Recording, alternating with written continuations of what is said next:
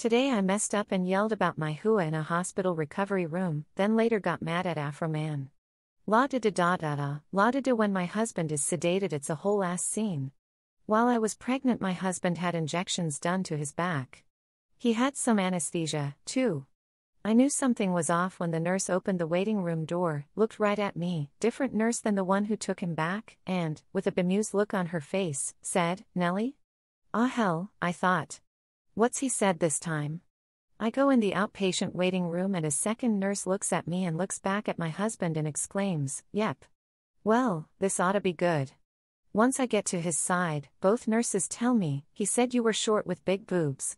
He reaches out his hand and puts it on my belly, eyes so full of sleepy love you'd think he'd just got a blowjob. I crack up, short with big boobs. That's what you describe me as, instead of pregnant. Shit, I'll take it. It's not the worst description you've given about me while sedated. Hell, it's not even the worst description I've given, for that matter.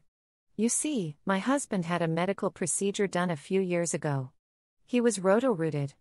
Once it was done, they called me in the recovery area and I sat there waiting for him to be wheeled out. Once they get him parked on a gurney in a pull curtain area right up next to the wall, he looks up at me and smiles. Hi, baby. I'm so glad you're here. I wouldn't want anybody else here. Well, I'm glad, because I'd be a little annoyed, otherwise. I say, taking a seat next to the bed on a stool. I fluff his hair away from his face and kiss his forehead. I love you. I know I probably don't tell you that as much as you deserve to hear it, but I do love you. He says, earnestly. The look on his face at that moment is so sappy I am almost in shock, then I remember how deep he is in anesthesia land. Chuckling, I tell him I love him, too. And that's when the shenanigans starts. A conspiratorial gleam dives into his eyes, and he tries to whisper, in one of those more loud than whisper voices, "Can we do the nasty when we get home? Tonight?" Closing my eyes for a second, I glance up at the ceiling and then back to him. "Yes, we can do the nasty tonight." "Shh. Good." He smiles and his eyes disappear, stoner style. "I don't even care that you have a hairy crotch, right now. I want to do it all. Dear God, what the hell?" I slap my hand over his mouth before he can continue regaling the nurses with vivid descriptions of my fur box and shush him. Hey, shoot me. My period made a visit after a 7-month absence. I can damn well skip shaving if I flocking want to. It's my prerogative. I am now trying to withhold the laughter in my chest and deciding whether or not I want to kill him. With all the nurses about, I figure this would be the best place to do it.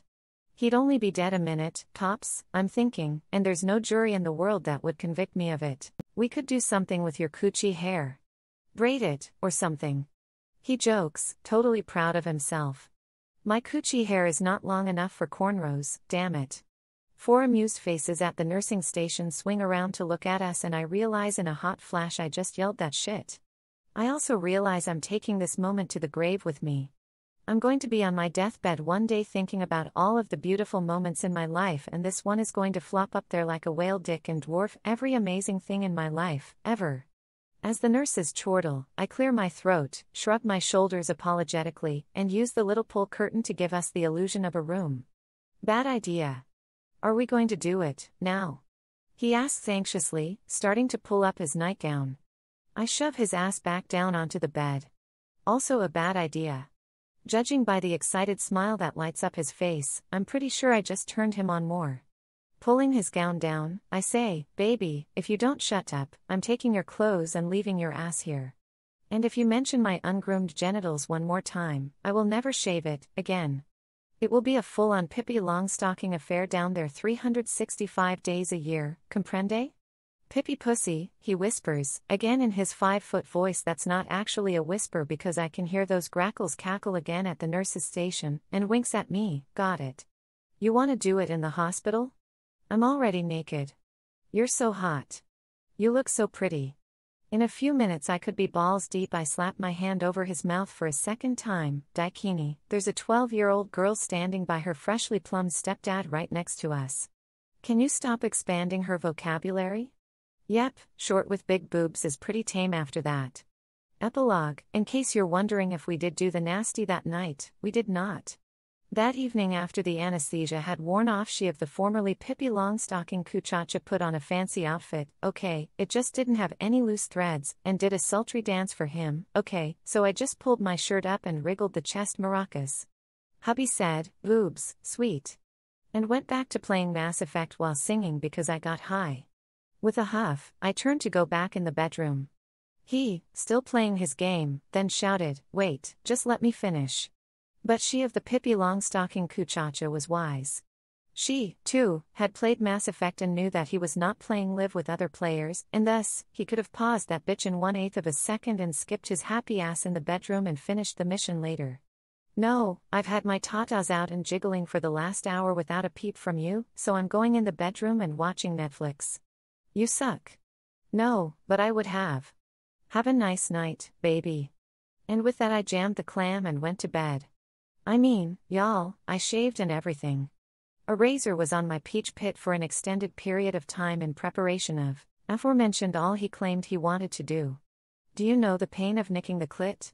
Because I do. I am not that good with a razor. So, Afroman got it right and I got mad about it. My husband neither made love to me or FaceTime Pie Town that night because he got high. Too long. Didn't read.